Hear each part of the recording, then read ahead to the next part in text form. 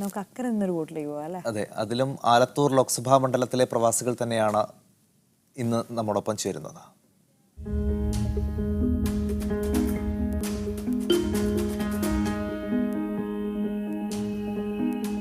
അക്കരെ നിന്നൊരു വോട്ട് എന്ന സെഗ്മെന്റിൽ ഇന്ന് നമ്മോടൊപ്പമുള്ളത് ദമാമിലെ ആലത്തൂർ മണ്ഡലത്തിലെ നിവാസികളാണ്. മണ്ഡലത്തിലെ വികസനവും തെരഞ്ഞെടുപ്പ് ചർച്ചകളുമായി ബന്ധപ്പെട്ടിട്ടുള്ള അഭിപ്രായം എന്താണെന്ന് നമുക്ക് ആരായാം.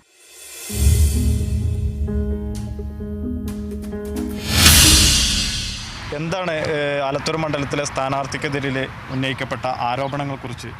ഇടതുപക്ഷത്തിൻ്റെ വോട്ട് തന്നെ ഇപ്പോൾ ഒരുപാട് മറിയാനുള്ള സാധ്യത കാണുന്നുണ്ട്. അതുകൂടാതെ LDF കൺവീനർ വിജയരാഘവൻ സാർ പറഞ്ഞത് ഏറ്റവും പ്രവാസികൾക്കിടയിൽ തന്നെ ഒരുപാട് പ്രതിഷേധം ഉണ്ട്. കൂടാതെ ആദ്യത്തെ ആരോപണങ്ങളും അതും രമ്യ ഹരിദാസിന് ഒരുപാട് നല്ല ഒരു ഇമേജ് കിട്ടിയിട്ടുണ്ട്. എന്തായാലും ഈ തെരഞ്ഞെടുപ്പിൽ രമ്യ ഹരിദാസ് കേരളത്തിലെ ഏറ്റവും നല്ല ഒരു സ്ഥാനാർത്ഥിയാണ് ഇപ്പോൾ ആലത്തൂർ മണ്ഡലത്തിന് കിട്ടിയിരിക്കുന്നത്. ആലത്തൂർ മണ്ഡലത്തിൽ എതിർ സ്ഥാനാർത്ഥിക്കെതിരിൽ LDFിൻ്റെ ഭാഗത്തു നിന്നുണ്ടായ പരാമർശങ്ങൾ അത് എതിർ സ്ഥാനാർത്ഥിക്കൊരു മുൻകൈ നേടിക്കൊടുക്കുന്നതിലേക്ക് സഹായിച്ചിട്ടുണ്ട് എന്ന് തോന്നുന്നുണ്ടോ? ഒരിക്കലുമില്ല.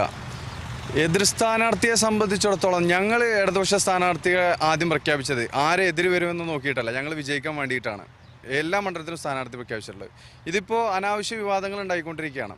സഖാവ് വിജയരാഘവൻ പറഞ്ഞ പരാമർശത്തോടാണ് ആദ്യം വാർത്താ സ്ക്രോള് സ്ത്രീവിരുദ്ധത എന്നായിരുന്നു, പിന്നെ അധിക്ഷേപം എന്നായി, പിന്നെ പരാമർശം എന്നായി.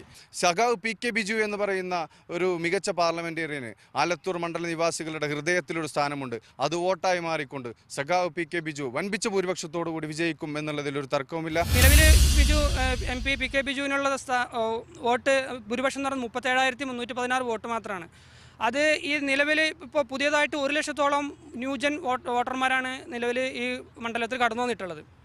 അപ്പോൾ നമുക്കറിയാം നിലവിലെ സോഷ്യൽ മീഡിയ മറ്റും ഉപയോഗിച്ചുകൊണ്ട് കേരളത്തിൽ പൊതുസമൂഹം എന്ന് പറയുന്നത്, ജനങ്ങളെന്ന് പറയുന്നത് മറ്റു സംസ്ഥാനങ്ങളെ അപേക്ഷിച്ച് വിദ്യാഭ്യാസത്തിലും ചിന്താശേഷിയിലും ഉയർന്ന നിലവാരം പുലർത്തുന്ന ഒരു വോട്ടർമാരാണ് കേരളത്തിലുള്ളത്. അപ്പോൾ അവർ കാര്യങ്ങളെ കൃത്യമായി കണ്ടു മനസ്സിലാക്കിക്കൊണ്ടിരിക്കുകയാണ്. അവിടെ ഞങ്ങൾ 2 പ്രാവശ്യവും PK ബിജുവിനെയാണ് ജയിപ്പിച്ചതെങ്കിലും പുള്ളി അവിടെ മണ്ഡലത്തിൽ കാര്യമായ പ്രവർത്തനങ്ങളൊന്നും കാഴ്ചവെച്ചിട്ടില്ല. അതുകൊണ്ട് ഇപ്രാവശ്യം ഞങ്ങൾ ഇവിടെ എല്ലാവരും രമ്യ ഹരിദാസിനെയാണ്. വയനാട്ടിൽ നിന്നും മത്സരിക്കുന്ന രാഹുൽ ഗാന്ധി നൽകുന്ന ഒരു വലിയ രാഷ്ട്രീയ സന്ദേശമുണ്ട്. ദക്ഷിണേന്ത്യയെ ഇന്ത്യൻ രാഷ്ട്രീയത്തിന്റെ ഭാഗമാക്കുക എന്ന ഉദ്ദേശത്തോടു കൂടി തന്റെ നിർദ്ദേശപ്രകാരം സ്ഥാനാർത്ഥി പട്ടികയിൽ ഇടം നേടിയിട്ടുള്ള ശ്രീമതി രമ്യ ഹരിദാസ് എന്തുകൊണ്ടും സ്ത്രീകളുടെയും പിന്നോക്ക വിഭാഗത്തിന്റെയും പ്രതിനിധിയായിക്കൊണ്ട് പാർലമെന്റിൽ എത്തേണ്ടത് അത്യാവശ്യമാണെന്നും അത് അവരുടെ വിജയത്തിൽ ഭയം ഉള്ളതുകൊണ്ടാകാം ഇടതുപക്ഷം ഇത്രമാത്രം അവരെ വ്യക്തിപരമായി അധിക്ഷേപിക്കുകയും വിവാദങ്ങളിലേക്ക് അവരെ വലിച്ചിഴക്കുകയും ചെയ്യുന്നത്. ആലത്തൂർ മണ്ഡലത്തിലെ വിവാദങ്ങൾ കെട്ടടങ്ങി വോട്ടർമാർ തങ്ങളെ പിന്തുണക്കുമെന്ന പ്രതീക്ഷയിലാണ് ഇരു മുന്നണികളും. ക്യാമറ പേഴ്സൺ ബിജു പൂതക്കുളത്തിനൊപ്പം നൌഷാദ് ഇരിക്കൂർ, മീഡിയ 1, ദമാം.